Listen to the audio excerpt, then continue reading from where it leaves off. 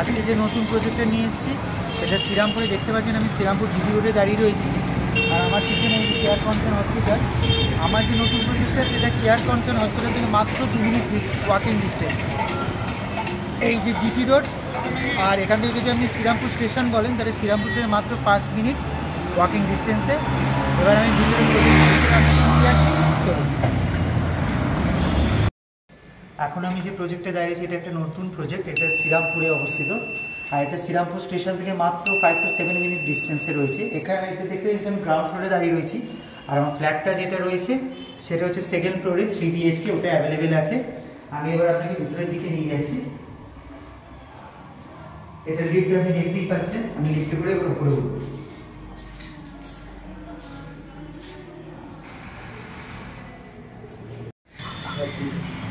আমি এবারে একদম ফ্ল্যাটের ওপরে চলে এসেছি, আপনি দেখতে পাচ্ছেন লিফট থেকে বেরিয়ে।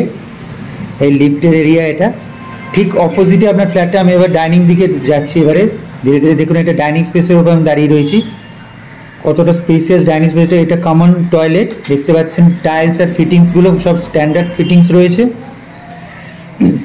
এটা ফার্স্ট বেডরুমটা, বেডরুমের টাইলসগুলো আপনি দেখতে পাচ্ছেন ফ্লোরে। এবারে এটা রয়েছে ওপেন কিচেন, দেখুন কতটা স্পেসিয়াস কিচেনটা, কিচেনে গ্রানাইট টাইলস বসানো রয়েছে।